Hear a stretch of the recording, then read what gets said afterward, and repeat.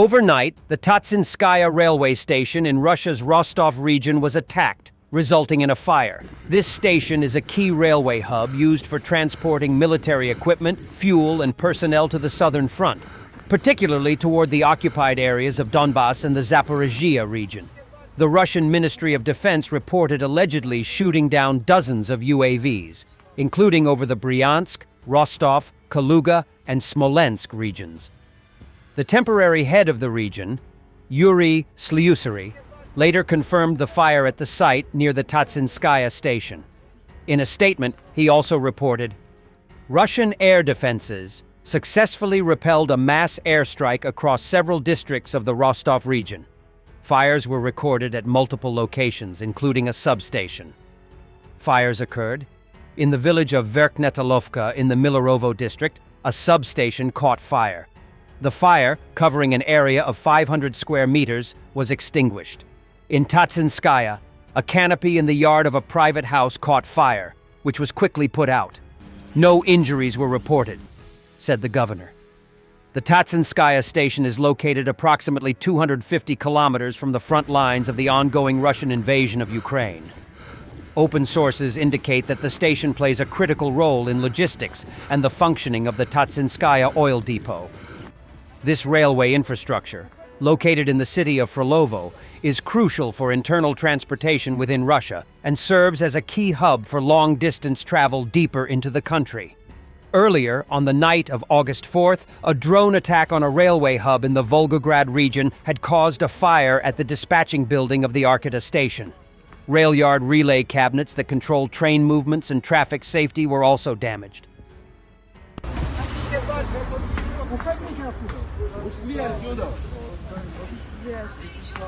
Donetsk and Luhansk's catastrophic water shortage is being caused by the Russian invasion's destruction of a 70-year-old canal. Russian sources say it can't be restored until the end of the decade at the earliest, even if Russia captures the source in Ukrainian territory. The occupied east of Ukraine is a naturally arid region, with no large rivers. This proved a challenge to the industrialists who built the region's coal and iron mines in the 19th century. Industrial activity severely depleted the region's groundwater. To allow for a big expansion in the region's industry, the Soviet Union embarked on a project in 1955-58 to build a canal 133.4 km, 89.9 miles in length, to bring water from the Seversky Donets River in the north of the region to Yasynovata near Donetsk city. An extension called the South Donbass water supply runs further south from Donetsk to near Mariupol. Because Mariupol was still Ukrainian-held until 2022, the Ukrainians repaired it after 2014 and allowed the Donetsk People's Republic to use the water supply. The canal has a complex structure. Only about 107 kilometers is a traditional trapezoidal channel, with the rest comprised of long sections of 2 meters, 6 feet wide siphon pipes over rivers, railways, and gullies, as well as the waterworks associated with the canal. The infrastructure includes 17 reservoirs and 18 filtration stations, plus 64 pumping stations. When it was working, the canal had a capacity of 64 million m3 of water, transporting it at 43 m3 of water per second. The canal is now in ruins thanks to the war. It was damaged in the first round of fighting in 2014 and was destroyed after 2022. The canal's geography has meant that it has defined the front line for long stretches, particularly around Chasiv Yar. The structure of the canal has been wrecked, along with the long pipe sections and many of the pumping stations. Apart from shell damage, sections have reportedly been demolished or filled in to allow for the passage of Russian vehicles. The source of the canal is a large basin and reservoir at Ryhorodok, near Sloviansk, in what is still Ukrainian-held territory. Russia has never held it, even during the initial stages of the 2022 invasion. The front line in the area has changed little since October 2022. As the Russian war blogger Montian comments, the Seversky Donbass Canal is practically destroyed, littered with shells and mines, corpses and skeletons of burnt equipment, and the dams and filtration stations are smashed to pieces. To restore the water supply to Donbass, the front line must at least move 40-50 kilometers, or even more, away from Sloviansk. And many hundreds of billions of rubles that will need to be invested in establishing the entire water supply system. Donetsk infantry points out, the Seversky-Donetsk-Donbass canal that previously fed the DPR has been destroyed, and the giant pumps and pipes used in the construction of the SDD are no longer produced. We need to build a new SDD from scratch. All Russian manufacturers will be able to produce the plastic pipes needed for this in 3 years.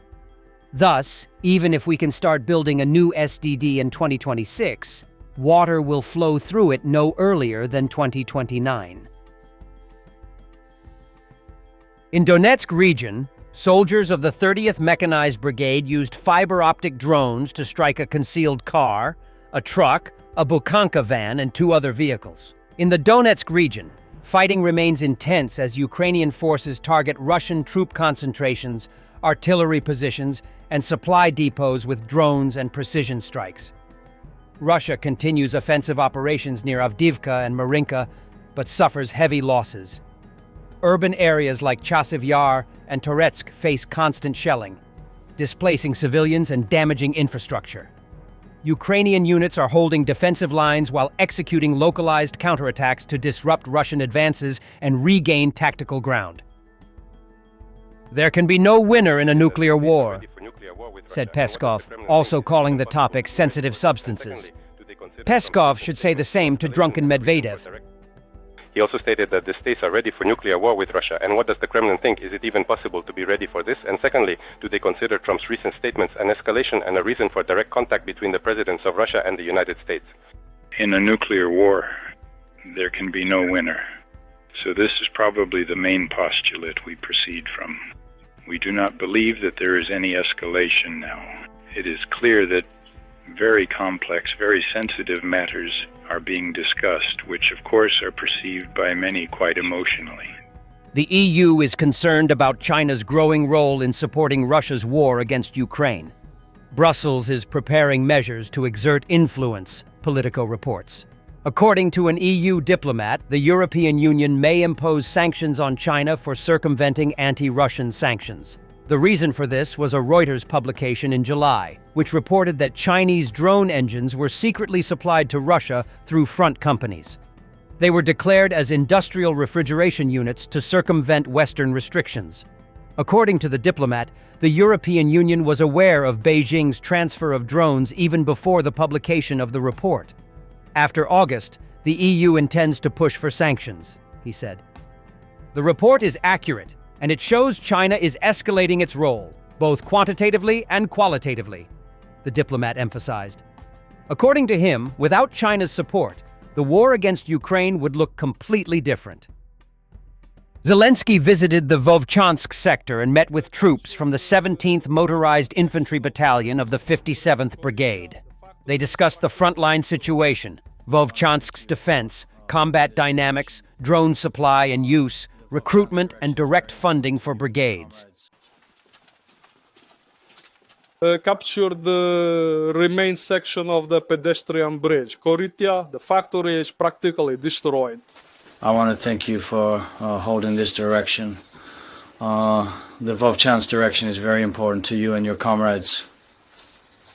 It is an honor for me to award the fighters from this brigade today for defending our state.